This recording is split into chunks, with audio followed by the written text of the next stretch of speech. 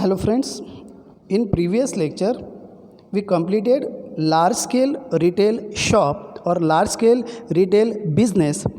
In that we completed departmental store, multiple chain shop or chain store and mail order business. In this lecture we see the another large scale business or another large scale retail store, that is consumer cooperative society. So we see the one by one each and every point of consumer cooperative society. In this system the consumers or customers themselves form a society. जे consumer असणारे, जे customers असणारे, that consumer forms a society and run the retail business. जे member असणार आहेत या consumer cooperative सोसायटीमधले जे members असणार आहेत किंवा जे कंझ्युमर असणार आहेत तेच मेंबर असणार आहेत. मीन्स विदिन दॅट सोसायटी जे कस्टमर असणार आहेत तेच रन करणारे that business organisation with the aim to eliminate a middleman. त्यांचं एकच एम असणार आहे, basic purpose of this consumer cooperative society to eliminate the middleman in between that business. The capital which is required for running that consumer cooperative society is occur through by selling the shares amongst the society. एक shares तिथं sale केले जाणार आहेत. जो व्यक्ती त्या सोसायटीमधला, जो consumer त्या सोसायटीमधला जो शेअर परचेस करणार आहे, ही becomes a member, he becomes a consumer of that society. And that consumer cooperative society purchase the goods directly from wholesaler. Means by purchasing the goods from wholesaler he eliminates the middleman and that product are sold within that society at a market price. After selling the goods, after selling that products within that society, within that consumer of that society, whatever profit is occur, that profit are distributed in the form of bonus as well as sometime dividends on the basis of their share. They are distributed amongst that consumer cooperative society. आता इथं काय होणार आहे की होलसेलरकडनं large क्वांटिटीमध्ये purchase केलं, एक lump sum क्वांटिटीमध्ये परचेस केलं, elimination of middle man occur होणार आहे. And due to that elimination of middle man ते प्रॉडक्ट मार्केट प्राईसवरती विकलं जाणार आहे.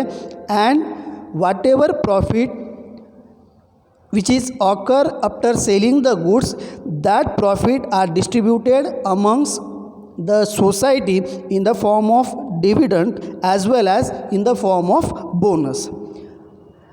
That society are formed or that society are run or managed by honorary members. एक होतकरू जे मेंबर्स असणार आहेत, जे ॲक्टिव्ह मेंबर असणार आहेत, ते ॲक्टिव्ह मेंबर हा बिझनेस हा चालू करतात, तो हा बिझनेस रन करतात. But sometime that consumer cooperative society appoints the sale manager for increasing the sale of goods. Sometime काय करत असतात की they appoint a sale manager की ज्याच्यामुळे increase in a sale, increase in a business हा होत असतो. And due to that more profit and that more profit in the form of bonus किंवा in the form of dividend हा distribute केला जाणार आहे within the consumers, within the members of that consumer cooperative store. Then advantages of consumer cooperative stores. The first advantage, that is the quality of goods at a lower price. कंझ्युमरला किंवा त्या मेंबर्सला एक quality of goods भेटतं, एक चांगल्या गुणवत्तेचं, चांगल्या क्वालिटीचं goods हे भेटत आहे. And that goods at a lower price means consumer get, that member get benefited. Then second, increase economic security. आता कंझ्युमर कोऑपरेटिव्ह स्टोअर काय करत असतं की इट प्रमोट्स द थ्रिफ्टिंग. आपण त्याला थोडक्यात म्हणतो की बारकाई किंवा कंजूसी करणं. कंजूसी किंवा बारकाईमुळे काय होणार आहे की it promotes the increase in a economic security. त्यांची जी इकॉनॉमिक सिक्युरिटी, त्यांचं जे स्टेटस आहे ते वाढणार आहे, त्यांची इकॉनॉमिक सिक्युरिटी ही वाढणार आहे. Then it fulfilment in a needs means by selling the goods or by selling the products the genuine customer किंवा genuine member get benefited by purchasing or by buying that goods. Then reduce overhead expenses by using or by elimination of middleman or by unnecessary expenditures or overhead expenditures get reduces, and due to that elimination of middleman, due to that expenditure or a reduce in a expenditure, the unit cost of product get decreases. Then disadvantage, first disadvantage, that is the lack of ability of experience or lack of ability or experience. Generally that business organization are run by the members or honorary members of that consumer cooperative stores. आता प्रत्येक जो member असणार आहे तो एवढा वेल educated नसणार आहे किंवा त्याला बिझनेसची प्रॉपर ट्रेनिंग नसते किंवा बिझनेसचा प्रॉपर एक्सपिरियन्स नसतो. Means he has a lack of ability, lack of experience regarding the running of business, so it creates sometime a bad effect on that business or that cooperative store. Then cannot run on a large scale. Generally that business organization are run by a poor people or run by a middle class peoples, so the capital is not enough one for starting the large scale. Means the store generally have a much resources and thus the stores cannot run on a large scale. एक limited resources आहेत, एक limited capital त्यांच्याकडे असल्यामुळे ते large स्केलवरती तो त्यांचा business हा चालू शकत नाही. Then desire loyalty of member, इथं प्रत्येक मेंबरची एक लॉयल्टी, प्रत्येक मेंबरचं एक लॉयलनेस इथं असायला पाहिजे. जोपर्यंत लॉयल्टी इथं मेंटेन होत नाही तोपर्यंत प्रॉपर बिझनेस इथं चालू शकत नाही. Means there is a much to be desire as regards the loyalty of members. इथं लॉयल्टीशिवाय बिझनेस चालू होऊ शकत नाही किंवा लॉयल्टीशिवाय बिझनेस चांगला चालू शकत नाही. The next large scale retail business, that is a hire purchase trading houses. आता generally higher purchase trading houses किंवा हायर परचेस ट्रेडिंग बिझनेस म्हणजे काय की काही अशा लक्झरियस गुड्स असतील किंवा काही अशा एक्सपेन्सिव्ह गुड्स असतील की ज्या परचेस करायच्या आहेत पण त्याच्यासाठी एक लार्ज अमाऊंट तुम्हाला पे करायची. ती लार्ज अमाऊंट त्या कंझ्युमरकडे नसते किंवा ती लार्ज अमाऊंट जेव्हा कंझ्युमरकडे नसते आणि बिझनेस आपल्याला करायचा आहे तर तो बिझनेस ऑकर होणार आहे through the higher purchase trading houses. Expensive ज्या गुड्स असतील किंवा लक्झरियस ज्या गुड्स असतील की ज्याची कॉस्ट ही हाय पण कस्टमर ती गुड्स परचेस करू शकत नाही, ती गुड्स विकत घेऊ शकत नाही, अशा वेळेस जर गुड्स परचेस करायची आहे तर जो एक सिस्टीम आहे किंवा ज्या एक सिस्टीम थ्रू आपण ती गुड्स परचेस करू शकतो that is a hire purchase trading system. In that buyer get credit from a seller. इथं काय होणार आहे की बायर जो असणार आहे, जो विकत घेणार आहे, त्या विकत घेणाऱ्या किंवा कंझ्युमर आपण त्याला थोडक्यात म्हणू शकतो की त्या कंझ्युमरला एक क्रेडिट भेटते कोणाकडनं तर सेलरकडनं. Means in this form of business the buyer gets credit from a seller against the security of a issue on the goods purchased by him. जो गुड्स परचेस करणार आहे तो कंझ्युमर त्याला एक सिक्युरिटी, त्याला एक क्रेडिट फॅसिलिटी प्रोव्हाइड करतं. कोण करणार आहे तर सेलर प्रोव्हाइड करणार आहे. That is buyer get credit from a seller. Ownership offer completion of instalment. आता जनरली एक पार्ट पेमेंट पेड केलं जाणार आहे फ्रॉम कंझ्युमर. एक कॉस्टलियर गुड्स आहे, सपोज की 10,000ची एखादी गुड्स आहे तर त्या 10,000च्या गुड्सचं जे पार्ट पेमेंट असेल, सपोज की 3,000 रुपये पार्ट पेमेंट त्या बायरनं त्या सेलरला पेड केलं. पेड केल्यानंतर जो 7,000 रुपये असणार आहे ते 7,000 रुपये इन्स्टॉलमेंटमध्ये पेड केले जाणार आहे. Means ownership offer after completion of instalment. जोपर्यंत 7,000 रुपये त्या इन्स्टॉलमेंटमध्ये कंप्लीट पेड करत नाही तोपर्यंत त्या गुड्सची ओनरशिप त्या बायरला मिळणार नाही. एकदाचं जर ते 7,000 रुपये पेड केले, 10,000मधनं 3,000 रुपये आपण पार्ट पेमेंट पेड केलं आणि 7,000 रुपये in the form of instalment जोपर्यंत कंप्लीट पेड करत नाही तोपर्यंत त्या गुड्सची त्या प्रॉडक्टचं ओनरशिप त्या बायरला मिळणार नाही. Means initially buyer pay part payment and remaining amount in the form of instalment. जो उरलेला पैसा असेल 10,000ची वस्तू सपोज 3,000 रुपये तुम्ही पार्ट पेमेंट पेड केलं आणि 7,000 रुपये जे पेड करणारे in the form of instalment. जोपर्यंत 7,000 रुपये पेड केले जाणार नाही तर तोपर्यंत त्या वस्तूचं त्या प्रॉडक्टची ओनरशिप तुम्हाला मिळणार नाही. आता कधीकधी काय होत असतं की in case of default seller is free to back the goods.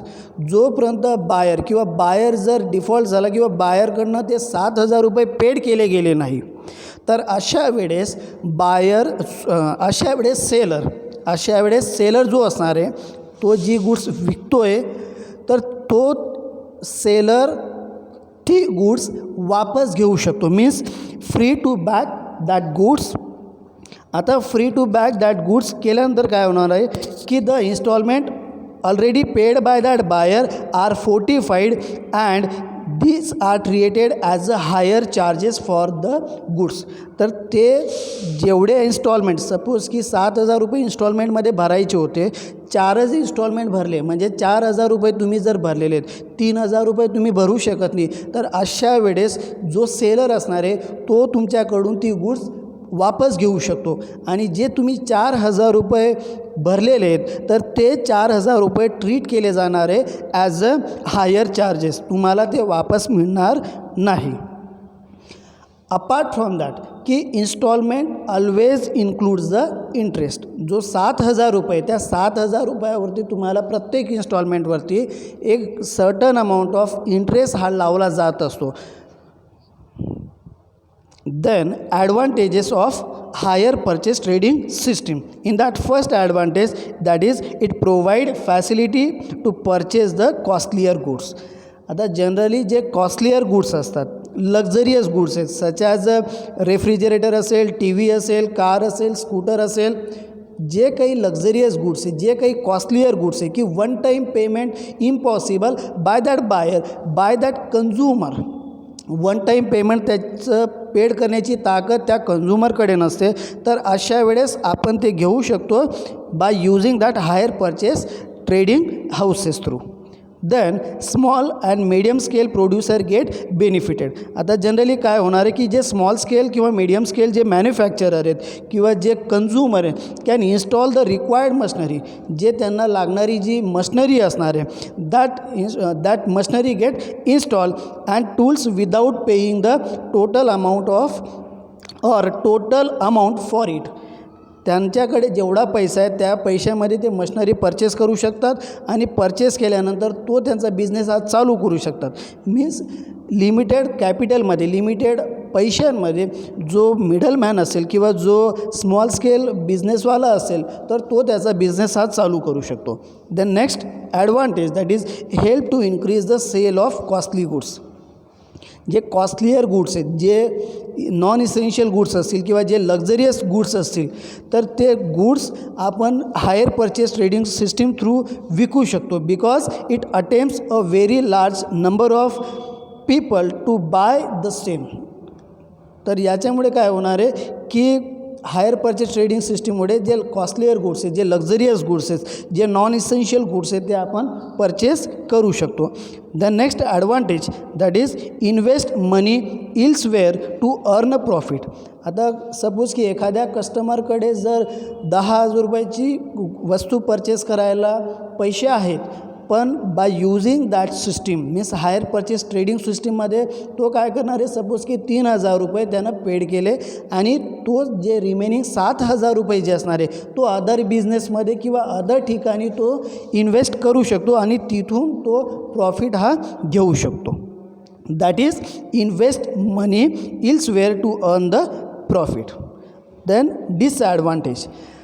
First disadvantage that is poor peoples get attracted. आता जे पुअर पीपल आहे की ज्यांची ऐपत नाही आहे किंवा जे घेऊ शकत नाही means people may tempted by instalment plan to buy things which can not they afford. Means असे काही पुअर पीपल आहेत की ते अट्रॅक्ट होऊन जातात त्या सिस्टीमकडे किंवा त्या हायर परचेस सिस्टीमकडे. ते प्रॉडक्ट विकत घेऊ शकतात किंवा प्रॉडक्ट विकत घेऊन घेतात, पण they are not capacity to fulfil that instalment. Means people may tempted by instalment plan to buy things which they can not afford. त्यांच्या अफोर्ड करण्याच्या पलीकडे ते परचेस करून घेतात आणि त्याच्यामुळे there is a chances of complication. Then it require a large finance. जो seller असणार आहे तो सेलर गुड्स विकतो आहे किंवा जो ट्रेडर असतो आहे तो trader deal in a hire purchase system have to arrange a large capital to finance their business. तर त्याच्या बिझनेसला जो कॅपिटल लागणार आहे तो लार्ज लागणार आहे. का? कारण की तो फक्त पार्ट पेमेंट घेतो आहे त्या कन्झ्युमरकडनं. टोटल अमाऊंट त्याला मिळत नाही. टोटल अमाऊंट कशा प्रकारे मिळते तर बाय युजिंग अ इन्स्टॉलमेंट. पण इनिशियली त्याला पार्ट पेमेंट भेटतं आहे and that part payment is not sufficient. Means for running that business, that is higher purchase system, it require a large finance. Then goods will get costlier. आता goods ज्या असणार आहेत, जो instalment असतो त्या इन्स्टॉलमेंटसोबत interest हा अटॅच केलेला असतो किंवा इंटरेस्ट हा चार्ज केलेला असतो. And due to that charging the interest with that instalment the goods will get costlier. त्या गुड्सची कॉस्ट ही इन्क्रीज होत असते किंवा कॉस्टलियर ते पडत असतात. Okay, thank you.